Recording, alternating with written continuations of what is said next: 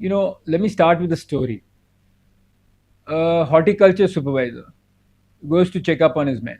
It's a hot day, one of them is digging a hole, and as soon as the one digging has finished, the other guy gets up and fills up the hole. What's going on? The supervisor thinks to himself. They go to another space, one guy digs a hole, the second person fills it up. The horticulturist goes up to them and says, "What's going on?" The first one looks at him and says, "Boss, we are doing our job. I'm the digger, he's the filler." Horticulturist says, "How is this your job? Weren't you all supposed to grow more saplings?" The guy looks up in the sky and says, "Well, that's not our fault, you see. There are three of us in the team, but the person who's supposed to plant the tree is absent." And this is what happens. We are so busy doing our primary tasks and looking at our own navel that we stop looking at what is really needed, the big picture. And especially in collectives, this problem is rampant.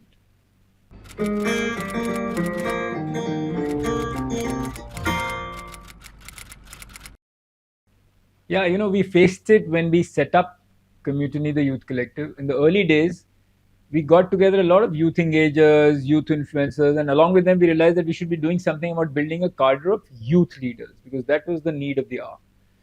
So we created this fellowship program. There weren't so many those days. We took the best designs from all members and ran it with them as mentors. Now, these people were entrepreneurs, org leaders themselves, and therefore they turned out to be really good mentors. And this was a big differentiator from most other leadership programs.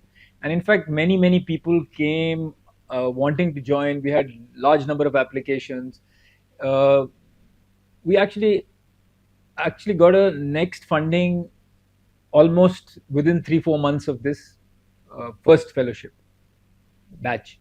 But what happened was that slowly these org leaders, their energy started to turn towards their own primary tasks and their own organizations. Then they started giving time there, and this mentorship program started to fly, which had a big effect on the fellowship.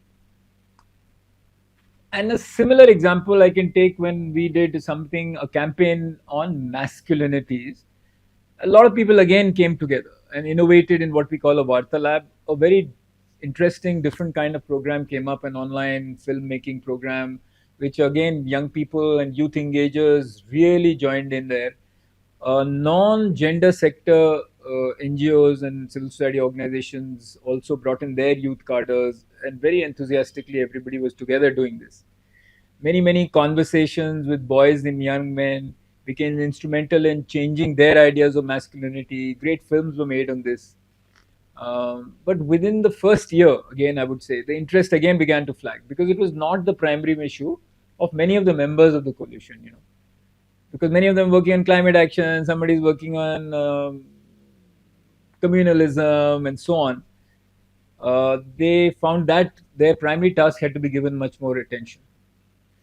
So this dilemma, chicken or egg, what comes first? Where do I give priority to? Is a big, and we face that a lot in our collectives.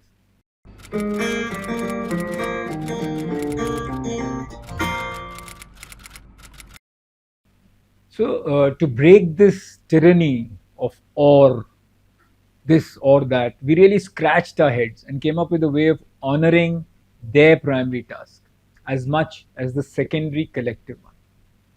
That really helped. Let me give an example. There was a Lok Sabha election coming up, and we decided that let's make a manifesto which will take in youth-centric promises. And we collected lakhs of promises on all kinds of issues. Now, this time everybody could take part because the promises were about their own themes like climate change, communalism, and gender. So all the collective members brought in lakhs of promises, and lakhs of young people gave their ideas on what they believed should a party manifesto contain.